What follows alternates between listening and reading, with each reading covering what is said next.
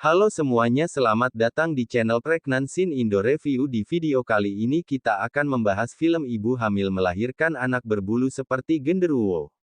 Tapi sebelum lanjut jangan lupa like, komen, dan subscribe agar tidak ketinggalan updatean movie review.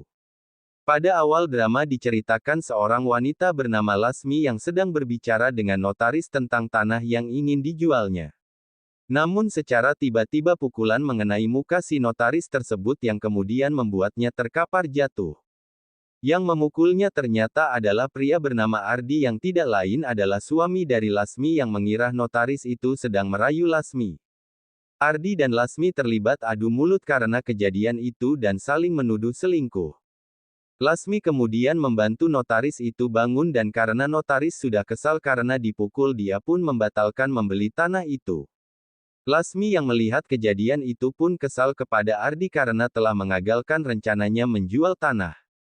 Ardi yang mendengar itu pun kaget karena dia awalnya mengira Lasmi berselingkuh. Lasmi kemudian terus-terus menghina Ardi karena sudah lama menganggur dan hanya membuatnya susah. Ardi yang kehilangan kesabaran pun hampir melayangkan tangan ke arah Lasmi namun ia malah tidak sengaja membuat Lasmi tergelincir ke arah jurang dan pingsan. Pada malam harinya Ardi kemudian pergi mencari Lasmi ditemani para warga namun akhirnya mereka pun memutuskan pulang karena sudah larut malam. Scene berganti ke Lasmi yang terbangun dari pingsannya. Ia kemudian bangun di hutan belantara dengan suara-suara gagak seram di sekitarnya. Lasmi kemudian mencoba bangun dan kaget melihat sesuatu dan pingsan. Ardi yang sedang merenung memikirkan Lasmi kemudian didatangi ibunya yang mencoba menenangkan Ardi dalam menghadapi kejadian tersebut. Tidak lama kemudian Lasmi datang dengan pakaian usang hang membuat Ardi dan ibunya kaget menangis sambil bersyukur. Ardi dan Lasmi pun saling berpelukan dan bermaafan atas kesalahan yang mereka lakukan.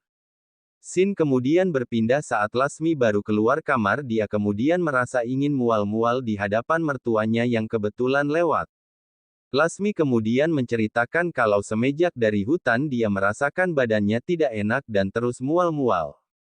Mertuanya yang melihat hal itu kemudian menebak kalau Lasmi hamil. Kamu pasti hamil. Dan Ardi yang mendengarnya pun kaget.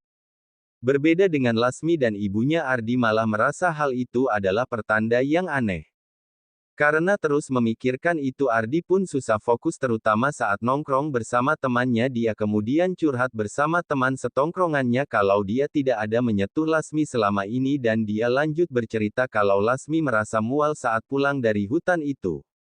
Teman Ardi kemudian berpendapat Lasmi dihamili genderuwo namun Ardi tidak mau percaya lagi karena temannya pernah memfitnah Lasmi berselingkuh. Namun temannya kemudian menceritakan sesuatu yang membuat Ardi semakin bingung dan agak percaya. Waktu kecil, ada tetangganya yang lahirin anak genderuwo. Scene berganti saat anak-anak sedang bermain kentongan di depan rumah Ardi dan Lasmi. Lasmi yang mendengarnya kemudian tiba-tiba berteriak menyuruh anak-anak itu untuk berhenti dan pergi dari sana. Ardi yang mendengar Lasmi marah itu pun agak kagetnya melihat Lasmi semarah itu. Di saat yang bersamaan saat Ardi sedang bingung dan Lasmi sedang lewat dekat pintu, Lasmi kemudian tanpa sengaja mendengar Ardi berkata kalau ia mengira dirinya sedang mengandung anak genderuwo. Saat beranjak keluar, Lasmi yang sudah mendengarnya kemudian memergoki Ardi dan Ardi kemudian kembali mengatakan kalau Lasmi memang mengandung anak dari genderuwo dan mengatakan itu bukan bayinya. Ibu Ardi yang mendengar itu pun kaget dan terjadi perdebatan di antara mereka bertiga. Namun tidak lama kemudian perut Lasmi pun berkontraksi dan akan segera melahirkan. Ibunda kemudian menyuruh Ardi memanggil bidan namun Ardi tidak peduli. Lasmi kemudian mengedan sekuat tenaga sambil dibantu oleh seorang bidan. Lasmi terus-terusan mengedan hingga keringatnya bercucuran dan Lasmi pun berteriak karena kesakitan yang dia rasakan. Saat anaknya lahir, Lasmi dan ibunya pun kaget melihatnya fisik anaknya itu yang memiliki banyak bulu di sekujur tubuhnya dan Ardi yang melihatnya pun kesal lalu pergi dari sana. Lasmi yang melihat Ardi pergi pun segera bangun dan berusaha pergi mengejar Ardi. Ardi kemudian mengatakan kalau dia ingin menceraikan Lasmi karena bayinya genderuwo itu lalu pergi dari sana. Ardi kemudian pergi ke pos ronda dan teringat dengan kesalahannya membohongi warga dengan menjual kambingnya dan mengatakan kalau kambing mereka dimakan genderuwo. Warga yang merasa dibohongi Ardi lalu pergi memergokinya menghitung uang, lalu Ardi pun berdrama dan membohong warga lalu bersumpah kalau anaknya yang lahir akan seperti genderuwo jika dia yang mencuri kambing para warga itu. Ardi yang termenung itu kemudian didatangi Pak Ustadz yang menasehatinya kalau itu adalah fitnah dan mendengar itu Ardi pun kesal dan pergi dari sana. Lasmi yang ditinggalkan Ardi itu pun sikapnya berubah sampai dia pun tidak mau menyusui anaknya yang menangis itu.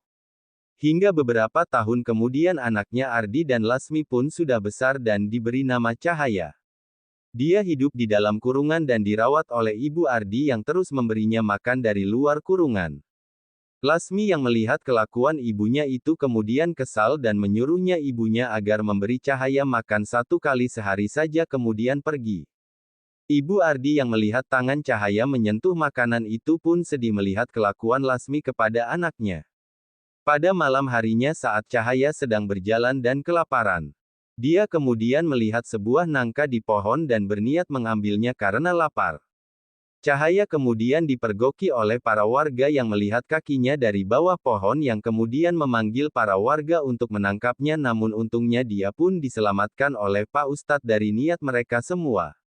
Para warga kemudian membawa Cahaya pergi ke rumah Lasmi, namun Lasmi malah mengatakan kepada para warga kalau Cahaya bukan anaknya dan Lasmi mengaku kalau dirinya telah keguguran sehingga tidak memiliki anak. Dia kemudian menyuruh Cahaya mengatakan kalau dia itu bukannya anaknya, namun mertuanya menepis dan mengatakan kalau benar Cahaya adalah anak Lasmi dan cucunya. Dia juga meminta warga agar menganggap Cahaya adalah anak aneh sehingga mereka semua pun terdiam dan pergi dari sana. Lasmi yang kesal ke Cahaya itu pun hanya bisa marah-marah melihat sikap Cahaya itu karena menurutnya membuat dirinya malu. Keesokan harinya para warga dari luar desa pun berkumpul untuk melihat Cahaya.